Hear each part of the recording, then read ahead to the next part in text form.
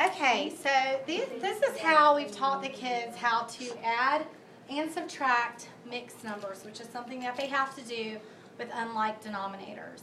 And I know that you might have been taught one way, but the way that the kids have the most success for is drawing it out. So we're going to talk about that. Now, one of the things that we do was first, step one, they always have to find a common denominator. And they have two choices. Their first choice is to look at their smallest denominator and see if it can be multiplied by something to become the largest denominator. In this case, 3 cannot be multiplied by anything to get 4, so in this case we would cross multiply. And the kids know that whatever they do to the bottom, they also have to do to the top. In this case, we would do 3 times 4. Over here we would do 4 times 3. And then we need to rewrite our new mixed numbers. We have 2 and 9 twelfths plus 2 and 4 twelfths.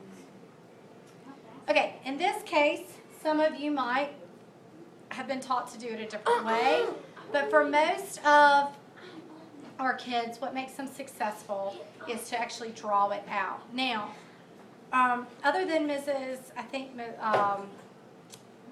Zimmer's group, there's going to be someone in your group that's going to do it this way. And if you see a kid that's struggling, please don't try and teach them the numerical way to do it, because they really are more successful with using pictures. And I know they will eventually have to go the numerical way, but right now it seems very confusing when they're taught multiple different strategies. We introduced it with everyone with both numerical and the pictures, but unless they picked it up right away, we went just to pictures. So, in this, we want to draw 2 holes because that's what we're starting out with. And how many goes in each hole? And the kids should be able to tell you that there are 12 in each hole. So we're going to put 1, 2, 3, 4, 5, 6, 7, 8, 9, 10, 11, 12.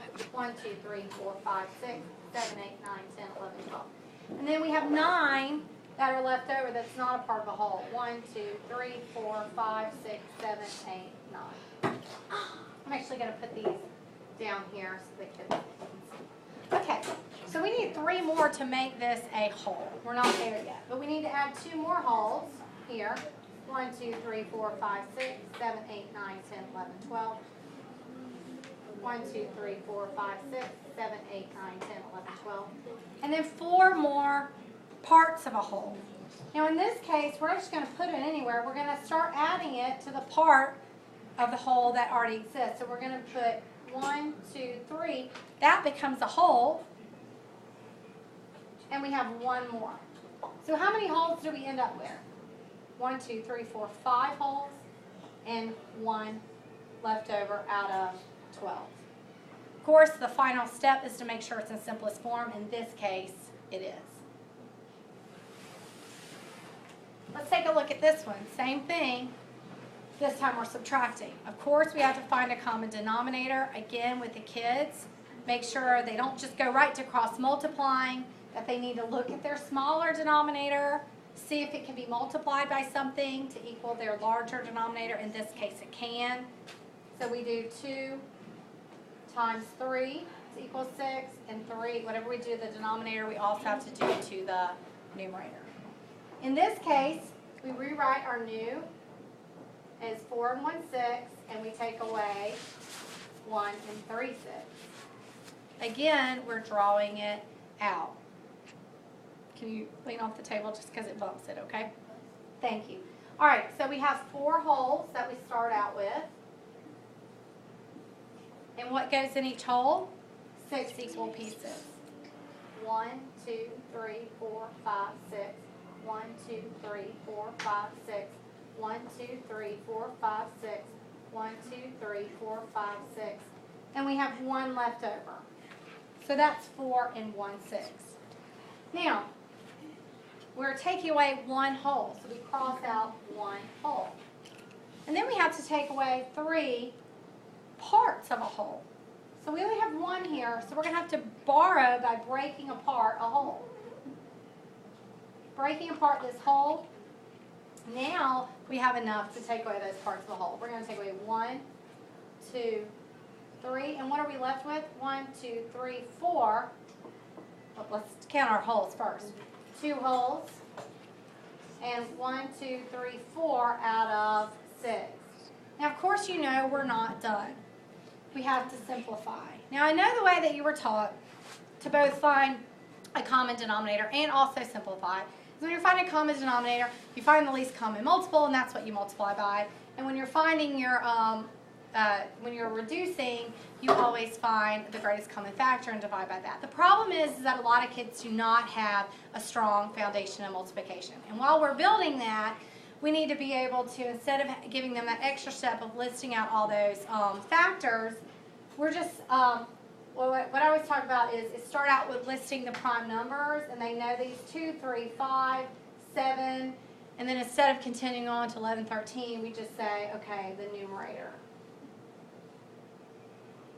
And we check each of those things to see if we could divide both the numerator and the denominator by, and know that we might have to do it more than once. For example, if this was 8/12 and we divided it by 2, then we'd have to divide it, we'd get 4/6, but then we'd have to divide it again by 2 to get to 2/3, which of course it is.